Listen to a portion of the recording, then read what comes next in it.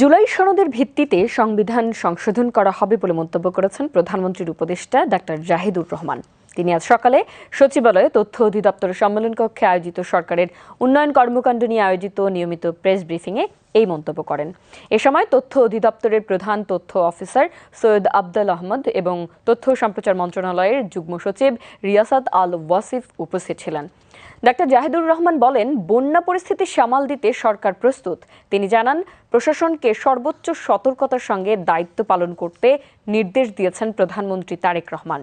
সাপের উপদ্রব বাড়ার প্রসঙ্গে তথ্য বিষয়ক উপদেষ্টা জানান, বন্যা কবলিত জেলা ও উপজেলাগুলোর স্বাস্থ্য কমপ্লেক্সগুলোতে ২১,০০০ ডোজ অ্যান্টিভেনম সরবরাহ করা হয়েছে। কেন্দ্রীয়ভাবে আরও ১,০০০ ডোজ মজুত রাখা হয়েছে।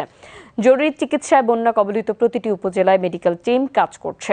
অ্যান্টিভেনমের পাশাপাশি পর্যাপ্ত পরিমাণ পানি বিশুদ্ধকরণ ট্যাবলেট, ওআরএস, স্যালাইন ও অন্যান্য জরুরি ওষুধ মজুদ রয়েছে বলেও জানান উপদেষ্টা।